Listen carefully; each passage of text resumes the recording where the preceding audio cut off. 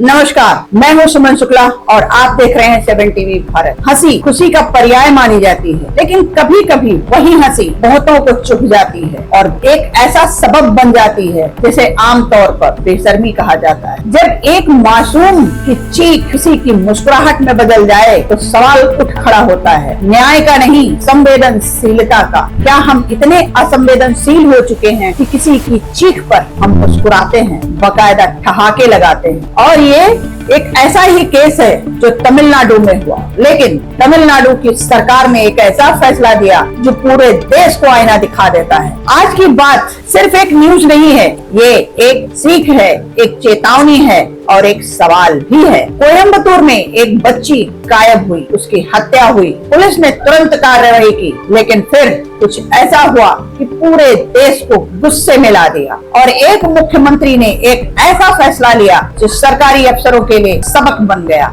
ये बात सिर्फ तमिलनाडु की नहीं है, ये हम सभी की है। तो आइए आगे बढ़ते हैं। यह एक सामान्य दिन था, 21 मई 2026। कोयम्बतूर जिले के सुलूर इलाके में एक 10 साल की बच्ची अपने घर के सामने खेल रही थी, बाकी सब बच्चों की तरह, बस मासूम, खुशनुमा, और वो सोच रही थी कि मैं सुरक्षित हूँ। लेकिन फिर बस वो गायब हो गई। परिवार टूट गया, घर में चीखें गूंजने लगी। पुलिस को सूचना मिली, तब से एक ऐसी जांच शुरू हुई जिसके नतीजे ने सबको हिला दिया। पुलिस ने 250 से ज्यादा सीसीटीवी फुटेज देखे, हर एक इंच का विश्लेषण किया, हर एक फ्रेम को समझा और अंत में मुख्य आरोपी कार्तिक को गिरफ्तार किया गया। लेकिन अब आता है वो हिस्सा जो सबको दर्द में बदल दिया। पुलिस की जांच ने क्या खुलासा किया, वो जो निकला वो इंसानियत को शर्मसार कर देता है, या यूं कहे शर्मसार करने वाला था। उस मासूम बच्ची के साथ अत्याचार की पराकाष्ठा को पार किया गया और फिर उसकी बेरहमी से हत्या कर दी गई।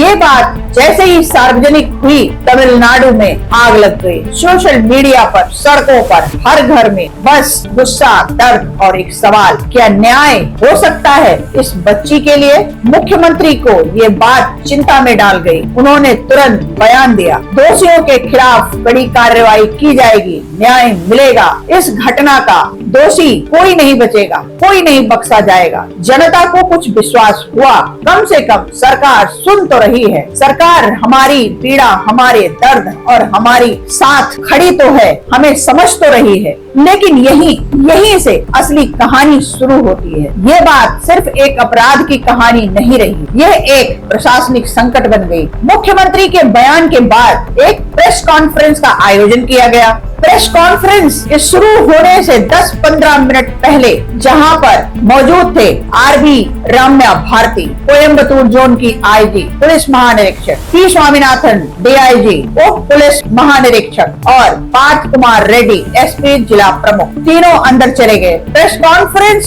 शुरू होने का इंतजार कर रहे थे और तब कैमरा फिक्स हुआ और जो दिखा उसने पूरे तमिलनाडु को ही नहीं, पूरे देश को हिला दिया। हर तरफ, हर सोशल मीडिया प्लेटफॉर्म पर एक आग लगा दिया। ये तीनों अफसर एक दूसरे से बातचीत कर रहे थे, हंस रहे थे, मजाक कर रहे थे, नाखून चबा रहे थे, बहुत आराम से, बहुत बेफिक्री से, बिल्कुल ऐसे जैसे कुछ हुआ ही नहीं था। लेकिन सामने क्या था? एक मासूम बच्ची की हत्या। उस बच्ची के परिवार का दर्द और पूरे देश का गुस्सा, और पूरे अफसर हंस रहे हैं, वो भी इतनी बेशर्मी से। ये वीडियो तुरंत सोशल मीडिया पर वायरल हो गया। लोगों के पास सवाल थे, क्या ये संवेदनशीलता है? एक बच्ची की हत्या और उसकी प्रेस कॉन्फ्रेंस में अफसर मजाक कर रहे हैं, कैजुअली बैठे हुए हैं और ठहाके लगा रहे हैं। जब अफसर ही इतने बेरुख हों तो न्याय कहां से मिलेगा? ये पुलिस है या बेशर्म अफसरों का एक गिरोह?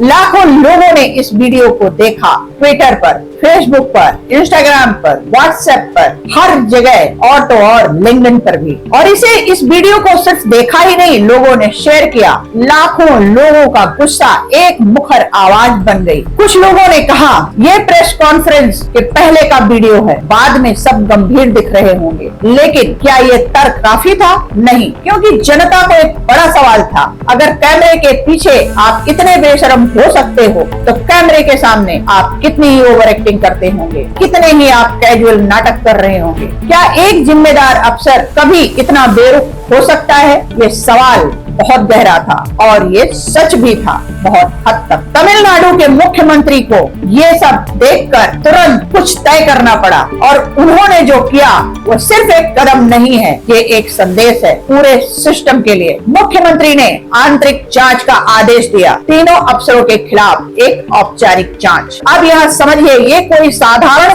कदम नहीं था, क्योंकि आरवी रम्या भारती कौन है? आरवी रम्या भारती तमिलनाडु की सबसे सम्मानित, सबसे कठोर, सबसे प्रभावशाली पुलिस अफसर हैं। उनका रिकॉर्ड कहानी कहता है। जब वो सलेम जिले में एसपी, जिला प्रमुख थी, उन्होंने एक क्रांतिकारी ऐप लॉन्च किया। बस एक बटन दबाओ और तुरंत पुलिस। संकट में कोई भी महिला सुरक्षित थी। अपराधियों को खौफ इतना था कि वो अपराध करने से पहले 10 बार सोचते थे। जनता उन्हें डर मानती थी। आरवी रम्या भारती एक पर्यायवाची थी, डर का। सम्मान करते थे सब। कोरोना काल में 2020 और 21 का समय आप सबको याद होगा, जब पूरा देश घरों में कैद था। वी.आर. रम्या भारती घर घर जा रही थी, गरीब परिवारों को खुद राशन उपलब्ध करवा रही थी ताकि कोई परिवार भूखा न रहे। महिला अपराधियों के खिलाफ उनका रुख सबसे सख्त माना जाता था। कोई रियायत नहीं, सब कुछ कानून के तहत। महिला पुलिस कर्मचारियों को उन्होंने फ्रंट लाइन ड्यूटी दी, लीडरशिप की जिम्मेदारी दी, उनका आत्मविश्वास बढ़ाया। आधुनिक तकनीक, ईमानदारी, कड़ी कार्यवाही, समाज सेवा, ये सब मिलकर वी.आर. रम्या भारती को एक लेजेंड बना गया। लेकिन ये एक वीडियो, एक हंसी और उनकी दशकों की मेहनत उस पर एक सवालिया चिन्ह के साथ खड़ी हो गई। अब दोस्तों असली बात ये है कि मुख्यमंत्री ने ये जांच सिर्फ इसलिए नहीं दी कि कुछ अफसर गलत दिख रहे हैं। ये जांच एक नीति थी, एक घोषणा थी। और घोषणा ये संवेदनशीलता सिर्फ बातों में नहीं दिखती है, आचरण में नहीं, आचरण ही सबसे बड़ा बयान है। एक सरकारी अफसर, एक जिम्मेदार व्यक्ति हमेशा जिम्मेदार होना चाहिए, कैमरे के सामने भी और कैमरे के पीछे भी। यही वजह है कि मुख्यमंत्री का ये फैसला सिर्फ एक कार्यवाही नहीं है, एक शिक्षा बन गया पूरे प्रशासनिक तंत्र के लिए। ये बात सिर्फ तमिलनाडु की नहीं है, पूरे भारत में हर दिन ऐसी घटनाएं होती हैं। एक बड़े अपराध की कहानी, एक बड़े अपराध की घटना सामने आती है, सरकारी प्रेस कॉन्फ्रेंस होती है, अफसर कैमरे के सामने बहुत गंभीर दिखते हैं, न्याय होगा, कार्यवाही होगी और फिर सब भूल जाते हैं। पर्दे के पीछे अफसर अपनी मस्ती करते हैं। लेकिन तमिलनाडु में एक अलग संदेश आया, नहीं, ये सिस्टम बदलेगा। आचरण भी बहुत महत्वपूर्ण है। जनता सिर्फ कार्यवाही नहीं देखती, वो आपकी गंभीरता को भी देखती है। यही कारण है कि इस एक फैसले को पूरे देश में एक उदाहरण के तौर पर देखा जाएगा। सीएम थलपति विजय ने एक एग्जाम्पल सेट किया पूरे देश के लिए और पूरे सरकारी महकमे के लिए। दोस्तों ये कहानी सिर्फ 3 अफसरों की नहीं है, ये कहानी एक बड़े सवाल की है। क्या हम सच में न्याय चाहते हैं या सिर्फ दिखावा चाहते हैं? क्या हम चाहते हैं सरकार काम करे या सिर्फ बयान दे? एक मासूम बच्ची का परिवार सदा के लिए टूट गया। न्याय की प्रक्रिया लंबी है, जेल जाएगा कोई, नहीं जाएगा, ये सब आता जाता रहेगा। लेकिन एक चीज जो अस्थायी होनी चाहिए वो है संवेदनशीलता। और मुख्यमंत्री ने अपना संदेश साफ कर दिया। जब अपराध इतना बड़ा हो तो अफसर की गंभीरता भी उतनी ही बड़ी होनी चाहिए, जिम्मेदारी भी उतनी ही बड़ी होनी चाहिए। इस एक फैसले के बाद क्या बदलेगा? शायद बहुत कुछ। अब हर अफसर को समझ आ गया, सोशल मीडिया सब देखता है, जनता सब देखती है। कैमरे के सामने का आचरण जितना जरूरी है, कैमरे के पीछे का भी उतना ही जरूरी है। अब से जब कोई संवेदनशील मामला हो, जब कोई बड़ी घटना सामने आए, अफसर पहले सोचेंगे मैं कैसे दिख रहा हूँ, मेरे चेहरे का भाव क्या बता रहा है, क्या मैं वाकई गंभीर दिख रहा हूँ या सिर्फ नाटक कर रहा हूँ। यही असली बदलाव है। ये सिर्फ घटना नहीं है,